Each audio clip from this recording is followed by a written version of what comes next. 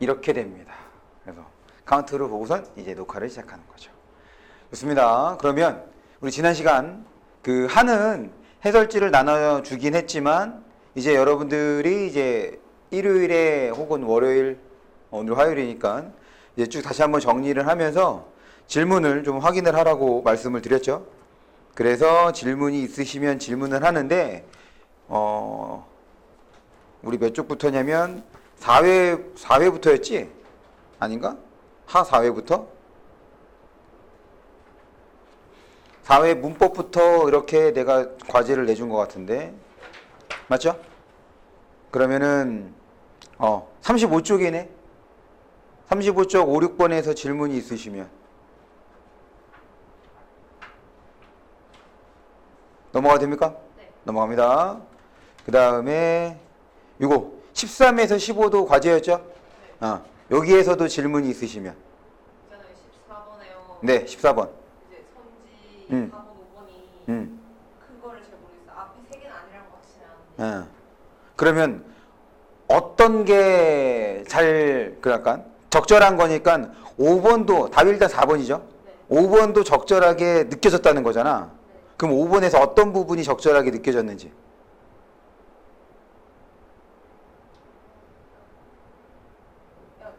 이 벌은 겨울 나무, 이 짝대기 의미도 사실 잘 모르겠고. 짝대기면은 별거 없어. 그냥 겨울나무야. 아, 그래요? 겨울의 나무입니다. 그리고 뒤에 있는 거는 봄의 나무. 그래서 겨울 나무로부터 봄 나무에로 이렇게 되는 거거든. 어쨌든 겨울나무, 봄나무야. 한 나무죠. 네, 계속. 그냥 이 두 개가 되게 헷갈렸어요. 그럼 볼까? 우리 본문을 좀 봅니다. 앞쪽에 본문을 보시면 이 작품은 앞부분에서는 이제 겨울에서의 나무의 모습을 보여주고 있죠. 네. 그래서 그거를 벌 받는 자세라고 얘기를 했어. 그러면서 이제 B 뒷부분이야. 그러니까 어디냐면 A에서 두 줄 내려오시면 이게 아닌데 있지. 그럼 이제 이게 아니면 우리가 화자가 어떤 상황인지를 먼저 잡고 그 다음에 이제 따져주기로 했던 거잖아. 이 작품은 조금 독특해. 무슨 말이냐면 나무를 보고 있는 거지. 나무에 대한 거야. 그러니까 겨울나무도 보고 있고 봄나무도 보고 있는 거란 말이야. 그런데 이게 아닌데 라는 것은 누구의 생각이야? 화자의 생각이야? 나무의 생각이야? 나무. 그렇지. 그러니까 마치 어떤 느낌인 거냐면 소설에서 전지적 시점이 되는 거지. 이해했어? 그런 걸로 지금 나무를 드러내고 있는 거야. 됐습니까? 그럴 때 우리가 사물이 시의 대상이라고 한다면 우리가 어떻게 처리하기로 했죠? 사물이 시의 대상이면 그거를 인간의 삶으로 바꿔서 이해하기로 했던 거잖아. 나무를 보고 있긴 하지만 결국 나무를 통해서 인간의 삶을 드러내는데 겨울이라고 하면 벌 받는 거라고 얘기를 했으니 어떻게 되겠어? 긍정적인 상황이야? 부정적인 상황이야? 그렇지, 부정적인 상황이야. 지금 이 부정적인 상황에서 이게 아닌데야. 그러니까 그 부정적인 상황을 뭐 하고 있는 거야? 그렇지, 부정적인 상황을 부정하고 있으니 뭐 하겠어? 다시 부정적인 상황을 부정했어. 맞죠? 그러니까 이 상황을 어떻게 하려고 해? 견뎌내거나 그 다음에 면하거나. 그러니까 결국 이걸 이제 극복이라고 말할 수가 있겠지. 그럼 그 극복의 모습이 어디에서? 극복의 모습이 어디에서? 그럼 뒤가 뭔데? 뒤에서 뭘 다루고 있는데? 그렇지, 봄인 거야. 봄이 됐더니 이제 어떻게 됐어? 그러니까 그게 극복한 모습이 뭐로 나타나는 거야? 뭐로 극복한 거다라고 볼 수가 있는 거야? 추운 게 벌 받는 거니까 따뜻한 게 그냥. 그렇게 생각해도 좋죠. 왜냐면 여기서 추운 게 부정적인 거야. 그래서 사실은 지금 위에서 37쪽입니다. 하나, 둘, 셋, 네 번째 줄을 보시면 헐벗고 섰대. 그럼 나무가 겨울에 헐벗고 서 있다 라고 하는 것은 어떤 의미로 받아들일 수 있겠어? 시발, 화자가 시에서 경험하고 있는 것들은 실제로는 우리가 다 경험할 수 있는 거지. 그렇게 해야지 우리가 화자가 어떤 생각을 하는지를 추론할 수 있는 거야. 우리와 별개의 경험을 하고 있다고 한다면 전혀 추론할 수가 없는 거잖아. 그러니까 여기에서 나무에 대해서 이제 시를 썼고 나무의 상태에 대해서 표현을 했어. 그러면 실제로 이 나무가 어떤 상태인지를 우리가 현실적으로 바꿔낼 수 있어야 되거든. 헐벗은 나무래. 지금 우리 주변에서 볼 수 있잖아. 어떤 상태인 거야? 나뭇잎이 다 진 상태인 거지. 그럼 뭐가 남은 거야? 가지만, 그렇지, 앙상하게 남은 상태를 지금 헐벗은 상태라고 표현을 한 거고, 그것이 봄이 됨으로써 그 나무의 상태가 바뀌게 되잖아. 어떤 상태로 바뀌는데? 싹이 나오고, 그리고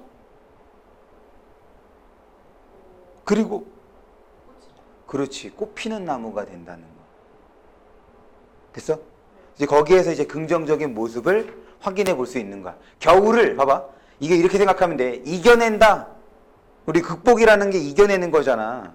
그런데 그냥 그 시기를 내가 지지 않고 견디는 거 있지. 쓰러지지 않고 견디는 것도 극복이 되거든. 왜냐면 결국에 그 상태에서 지나갔어. 겨울이 지나갔어. 그럼 내가 결국에 이긴 거 아니야? 그러니까 뭔가 이겨낸다 생각하지 마시고 견딘다? 아, 그러면 극복이다. 그렇게 생각해 주시면 됩니다. 그래서 5번이 틀린 거야. 그럼 5번이 어디가 틀린 거겠어? 그렇지. 그럼 고통은 긍정이야, 부정이야? 그렇죠.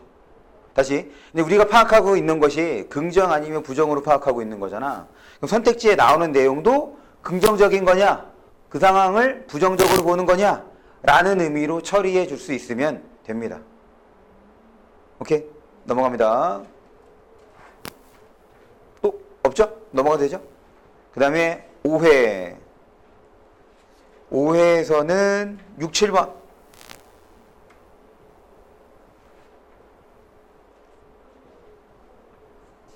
6, 7번 없으면 넘어갑니다. 그 다음에 그거는 좀 어려운 것 같아서 일부러 안 한 거야. 14번에서 16번. 그건 다음에 과제를 할 겁니다. 그래서 6회. 6회로 넘어가면 6회에서도 51쪽 5, 6번. 5, 6번. 여기 숙제 아니었어? 5, 6번. 넘어가도 돼? 그 다음에 14에서 16번.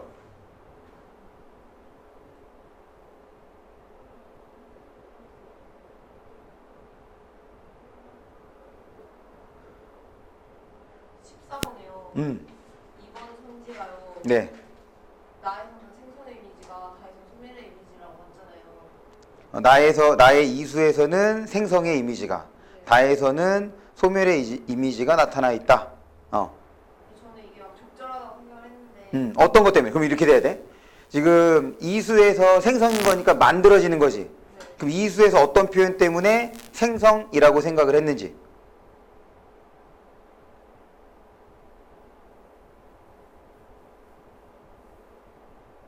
뭔가 만들어야 될 거 아니야. 네. 그럼 이수에서 만드는 게 있어 없어? 없네요. 그렇죠. 다시 이렇게 지금 이수에서는 생성의 이미지래. 그러면은 거기서 무언가를 만드는 게 있는지를 확인해주고, 소멸은 어떤 뜻이야? 없어지는 거지. 그럼 다에서 없어지는 게 무엇인지도 따져주면 됩니다. 그런데 다에서도 없어지는 것이 있어 없어? 없어요. 네, 없죠. 그 다음 이 질문 넘어가도 됩니까 그러면? 네. 네. 그러면 7회. 7회에서 여기도 6, 7번이네 일단. 6, 7번. 이거 6, 7번 아니죠 이거 7회. 네. 미안. 7회에서 쉬었던 것 같은데. 네. 62쪽입니다. 마지막 끝부분에 14번에서 16번.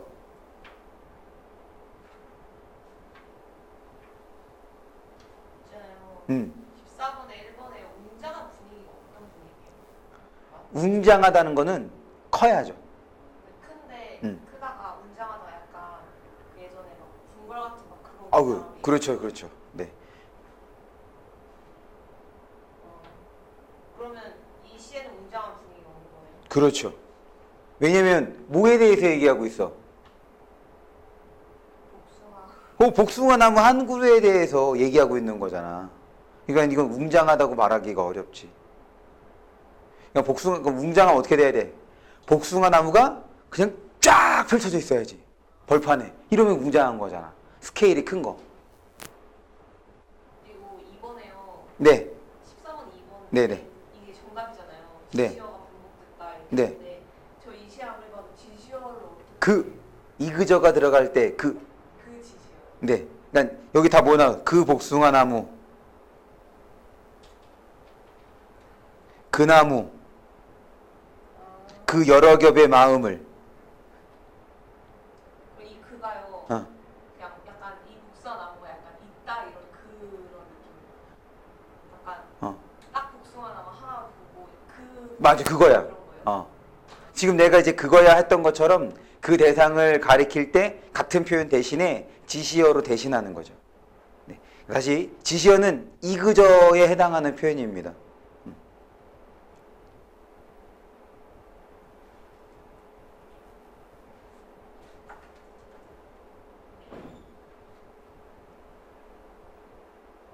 됐습니까?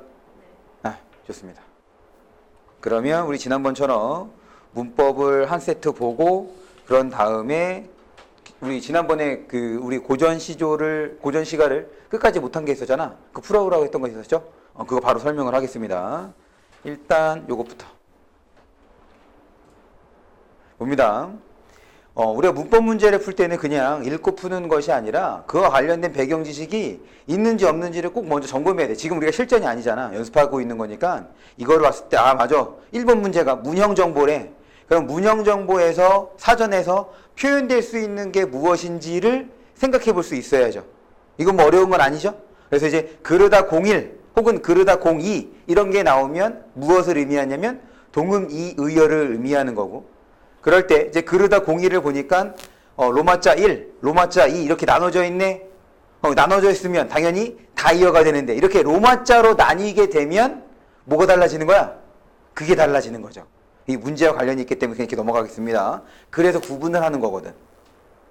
그 다음에 여기에는 이제 그르다, 바르다, 옳다 요렇게 용언을 쭉 사례로 들어줬는데, 용언이 나올 때는 뭐도 나올 수 있냐면 필수 성분이 어떤 것이 쓰이는지도 알려주기도 하지. 여기를 잠깐 볼까? 예를 들어서 지금 거기에 여기는 없어?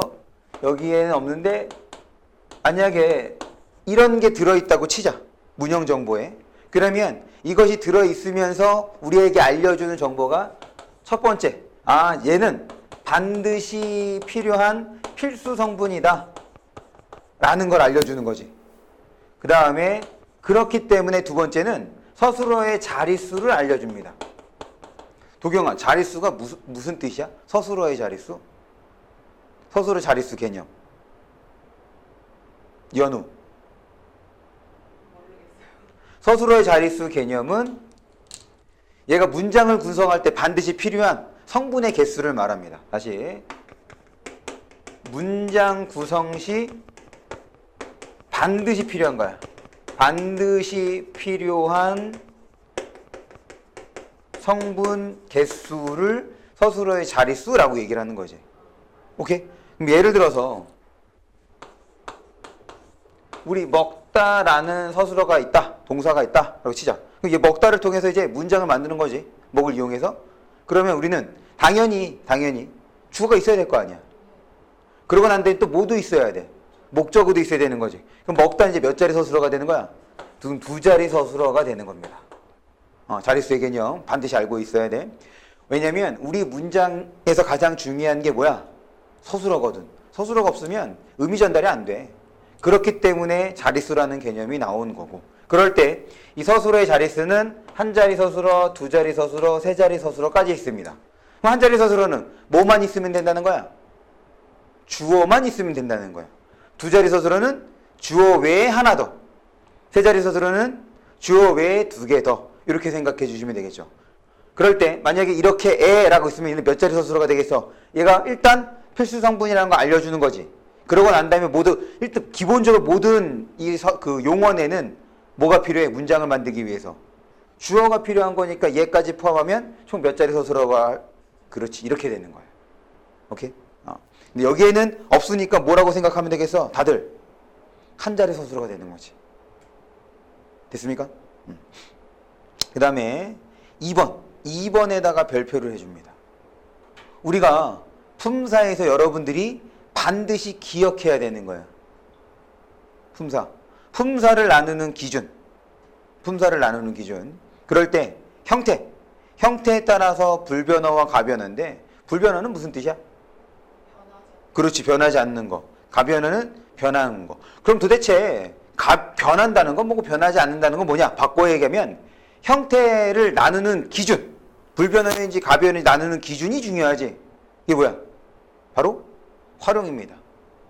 거기다 써줘.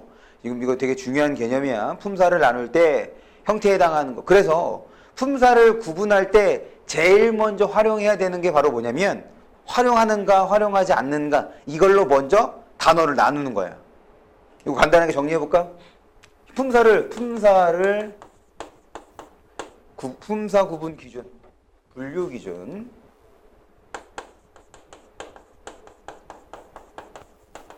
품사 분류 기준에는 지금 형태에 따라서, 그 다음에 기능에 따라서, 의미에 따라서, 그래서 얘가 가장 큰 형태가 되는 거죠. 그럴 때 이 형태는 가장 중요한 것이 활용입니다. 활용 여부. 그 다음에 기능은 문장에서의 역할이야. 문장 내에서 어떤 역할을 하는지가 중요한 거지. 그래서 일단 1차적으로 품사를 구분해야 된다고 한다면 얘부터 신경을 써주십시오. 얘부터.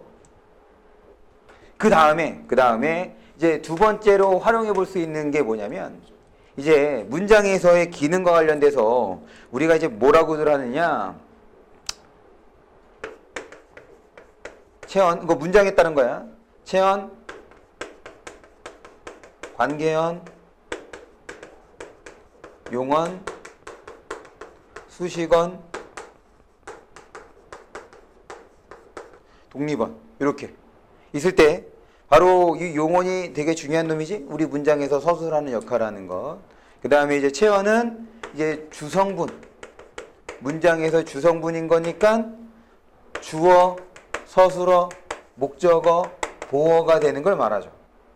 그러니까 왜 이 얘기를 하냐면, 사실 체언하면 무조건 짝이 관계언이야. 관계언에는 하나밖에 없죠. 조사. 체언에는 뭐뭐 있어? 명사, 대명사, 수사가 있는 거잖아.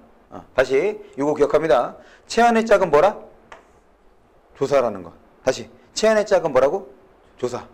그래서 이 조사는 독특하게도 다른 품사들은 다 띄어 쓴단 말이야. 조사만 붙여 쓴다는 거. 그래서 우리가 문제에서 품사를 나눌 때 활용할 수 있는 게 바로 뭐냐면, 첫 번째, 일단 활용 여부 확인하는 것이 가장 우선이야. 그러니까 이 활용 여부, 우리 지난 시간에 내가 써준 것도 있잖아. 그거 뭐야? 써준 거. 짝 5개 썼잖아. 내가 이 중에 한 단어라도 문제에서 나오면 딱 5가지를 떠올려서 해결해야 된다. 외워야 돼.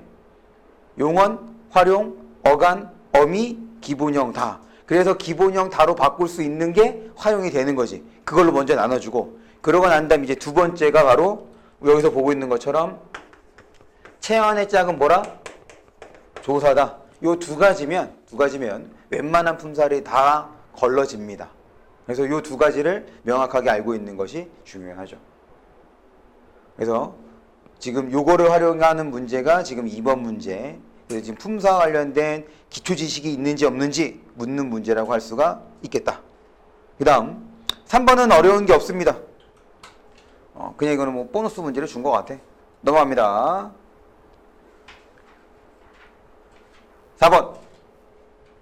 변동이네. 의문의 변동이야. 의문의 변동은 뭐랑 뭐를 비교하는 거냐? 표기와 발음을 비교하는 겁니다. 의문의 변동은 표기와 발음을 비교해서 차이가 일어나는지 일어나지 않는지 그것을 확인하는 건데, 그래서 주의해야 되는 게 이 표기의 발음이 반영되는 경우가 있어. 이제 그런 것들을 주의해야죠. 다시, 의문의 변동의 기준은 우리가 이제 문제 풀 때는 표기와 발음을, 그 차이를 이용해서 문제를 푼다. 생각을 해주시면 됩니다. 그 다음 5번을 봅니다. 5번. 담화 상황에서는 여러 가지가 다 나타나게 되는데 지금 거긴 선택지부터 좀 볼게. 선택지를 보면 1번 선택지부터야. 기억에 해당하는 거. 지금 요 기억에 해당하는 거와 관련되는 정보가 뭐냐? 이건 문장의 종류를 말하는 거거든. 문장의 유형, 문장의 종류. 문장의 유형, 종류. 그래서 첫 번째 평서문, 그 다음에 두 번째 의문문, 세 번째 명령문, 네 번째 청유문, 그 다음에 다섯 번째 감탄문. 이렇게 보는데 평서문은 이걸 왜 보냐면 유형에 따라서 이 문장의 기능도 대체적으로는 고정되어 있거든. 그런데 그렇지 않은 경우가 있기 때문에 평서문은 정보 전달하는 기능인 거죠. 보통 뭐뭐 다의 형태로 끝나지. 그 다음에 의문문, 얘를 이제 주의를 해야지. 일단 의문문은 질문이야, 질문. 질문을 하는데 이 의문문에 세 가지가 있습니다. 하나는 판정 의문문, 하나는 설명 의문문, 마지막으로 수사 의문문이라고 얘기를 해. 판정은 예, 아니요, 예, 아니요 대답을 요구하는 게 판정인 거고, 말 그대로 설명 의문문은 설명인데 사실 국어의 품사에는 이런 말이 없습니다. 그런데 이제 영어에 사용하는 용어죠. 의문사. 의문사가 들어있는 거. 이건 이제 우리말로는 육하원칙에 해당하는 거지. 언제 어디서 무엇을 어떻게 왜. 이게 들어가면 예 아니요로 대답할 수 없잖아. 설명을 해야 되는 거지. 그거. 그 다음에 이제 의문문에서 주의할 것을 바로 요 수사 의문문이 되는 겁니다. 얘는 다른 말로 반어 의문문이라고도 얘기를 하죠.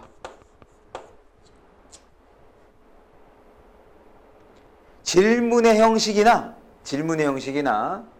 이거는 다른 기능을 해.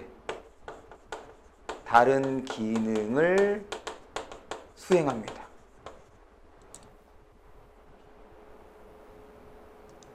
이런 거지. 우리 온풍기를 계속 틀어놨네. 덥지 않니? 이게 뭐야? 덥지 않니? 라고 물어보는 것이 의도가 뭘 말하는 거겠어? 덥지 않니? 그럼 네. 그렇지. 그 봐. 덥지 않니? 라고 하면 온풍기 끌까요? 이럴 수 있는 거잖아. 사실 이거를 기대하는 거지. 덥지 않니가 너 덥지 않니? 라고 물어본 것이 그럼 어떻게 해야 돼? 안 더운데요? 더운데요? 이거를 요구하는 것이 아니라 닫는 걸, 꺼달라는 걸 의미하는 거니까 요청을 말하는 거죠. 그렇지. 그래서 요 수사의문문은 단순하게 물어보는 것이 아니라 다른 기능을 수행한다는 거. 그런 면에서 지금 요 의문문은 주의해야 되는 거고, 명령은 어렵지 않죠? 얘는 말 그대로 명령하는 기능을 수행하는 거지. 그래서 얘는 뭐뭐라의 형태를 끝나고, 그 다음에 청유문은 같이 하는 거잖아. 화자가 명령문은 청자에게 요구하는 거야. 맞죠?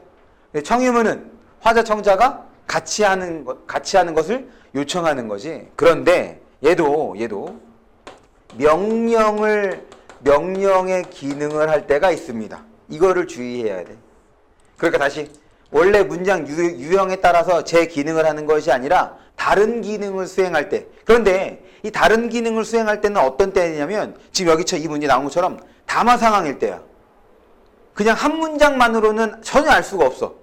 담화 상황이 주어져야 명확해집니다. 감탄문. 그럼 감탄문은 그냥 얘도 정보 전달인 거죠. 정서 전달인 거예요. 정서 표현.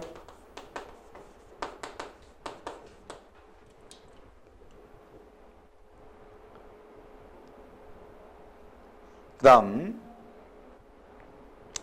2번 선택지는 이제 보조사 은는에 해당하는 설명인 거야. 뭐 어쩔 수 없습니다. 그 정도는 알고 계셔야 해요. 이건 나중에 이제 문제를 풀고 난 다음에 뭐 보다 자세히 얘기를 하는 걸로 하고. 그 다음에 디귿입니다. 지시대명사. 지시 아까 뭐라 그랬어요? 지시하면 이그저. 무조건 지시하면 이그저야.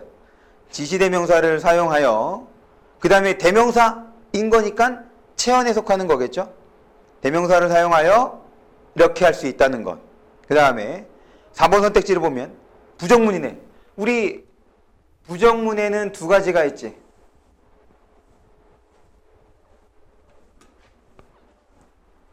부정문에 두 가지.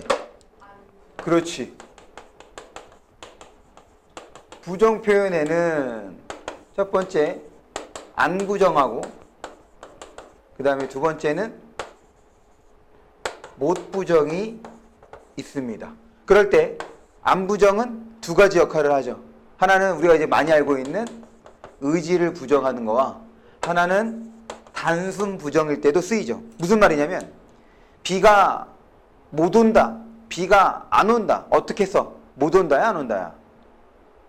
비가 안 온다라고 하잖아. 그럼 비한테 비가 의지가 있어?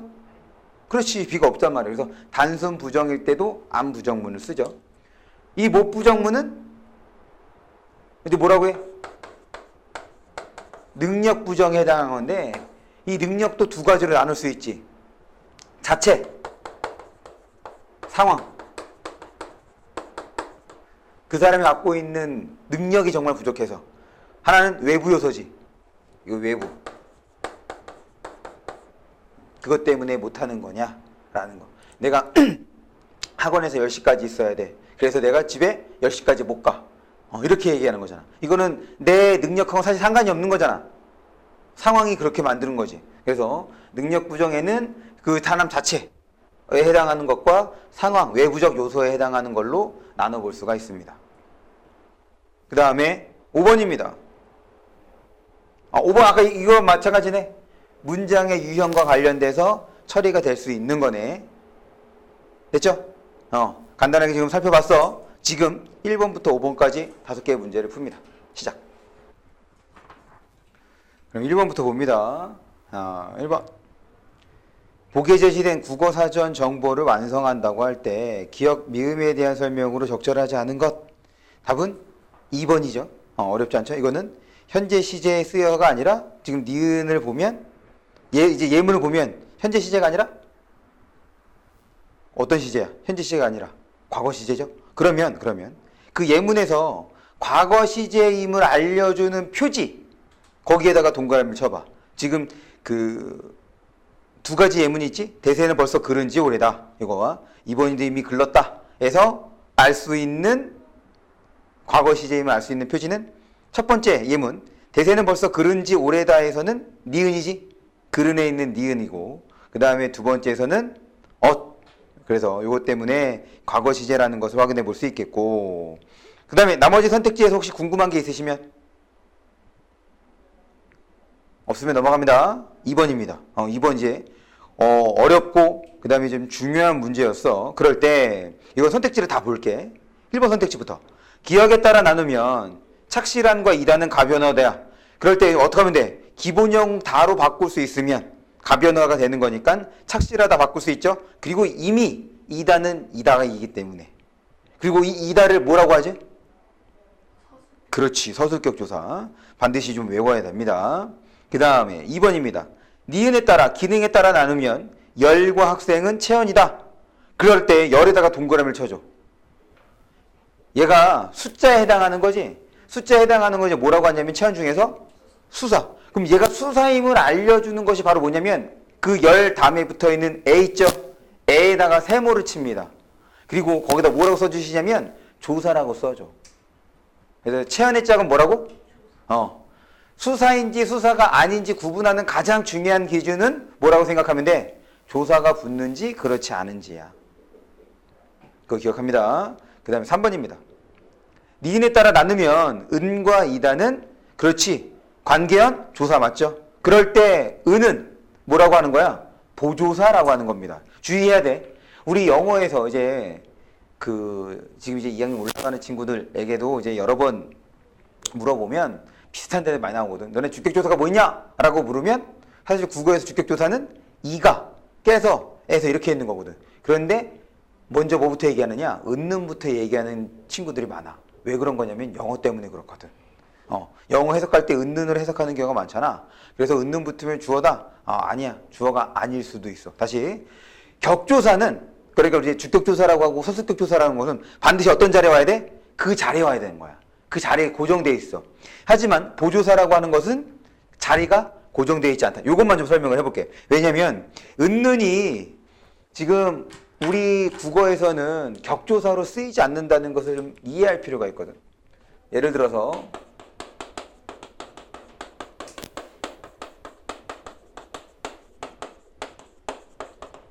철수가 사과를 먹는다 라는 예문이 있어. 지금 여기에 가가 쓰였고 여기에 르이 쓰여서 그 자격을 나타내 주는 거죠. 주어가 되고 목적어가 되는 거야. 그럼 내가 이 예문을 바꿔볼게. 철수가 사과는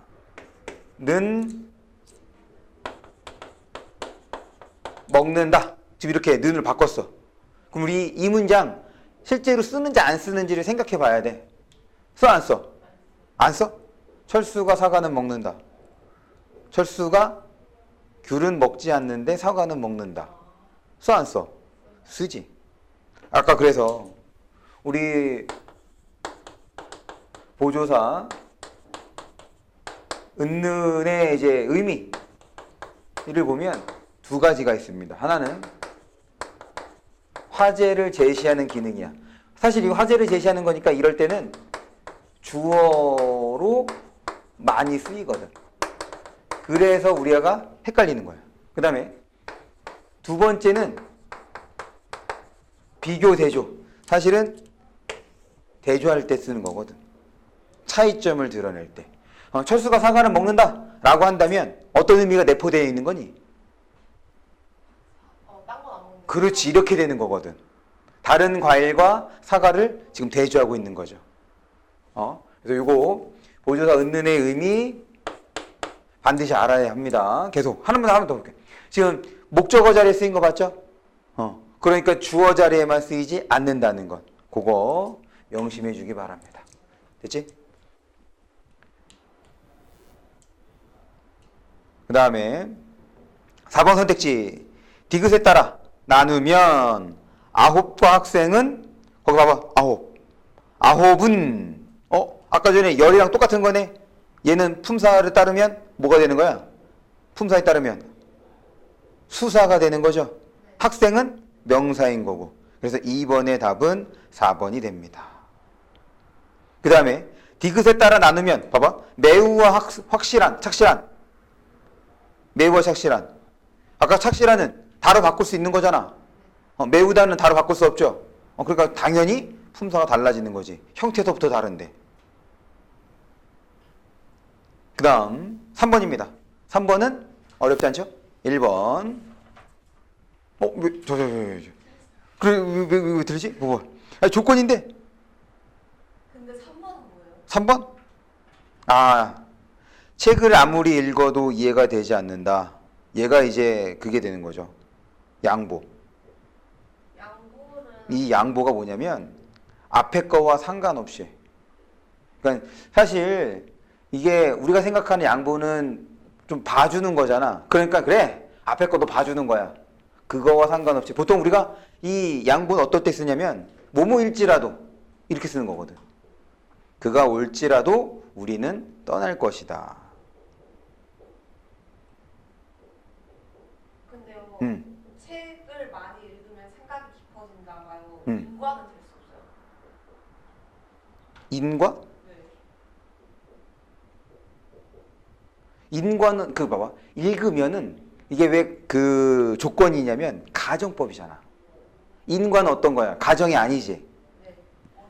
네. 과정이 아니야. 그러면 이렇게 되는 거야. 그러면 거기에서 5가지 선택지 중에서 지금 인과에 해당하는 게 있죠? 그렇지. 그 차이가 뭐야? 읽으면은 읽었어, 안 읽었어? 읽었어요. 책을 많이 읽으면 읽었어 안 읽었어? 책을 많이 읽으면이라는 말은 읽은 거 책을 읽었어 안 읽었어? 책을 안 읽은 거잖아. 다시 가정이라니까. 책을 많이 읽으면 생각이 깊어진대. 읽어야 깊어지는 거잖아. 안 읽으면 생각 안 해보죠. 그렇지. 그러니까 조건이지. 그러니까 가정인 거고. 그런데 5번은 봐봐. 5번은 읽었어 안 읽었어? 그렇지. 읽었으니까 결과가 나와야죠. 오케이? 조건이 그런 의미야. 아직 실현되지 않은 거에 대해서.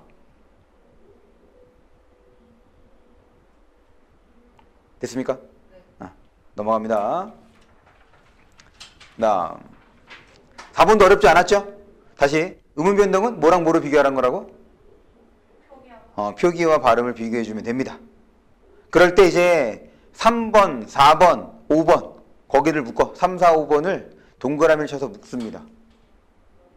사실 이 문제가 쉬운 이유는 3, 4, 5번처럼 뭐 해준 거야? 풀어줬기 때문에 쉬운 거야. 이거를 그대로 그냥 우는 커서 나눴다라고 하면 사실 발음과 표기가 우는 하고 커서의 경우는 똑같잖아. 그럼 의문 변동이 있는 것 같아 없는 것 같아? 없는 것처럼 느껴진단 말이지.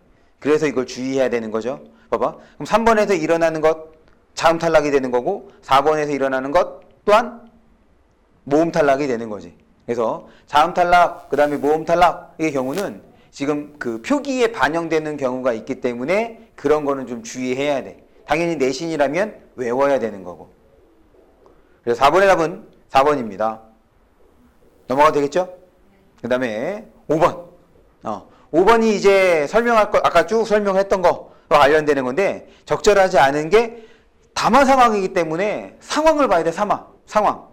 답이 5번이야. 5번에서 청유형이야. 함께 하자는 거죠. 그런데 상황을 보면 엄마가 발표할 때 같이 있는 거니, 이거? 아니지. 그러니까 이걸 이제 뭐라고 하는 거냐면, 명령이잖아. 너 가서 심호흡해. 명령이잖아. 명령을 지금 청유형 문장으로 어떻게 한 거야? 완곡하게 표현한 거지. 거기다가 써줘. 완곡이라고.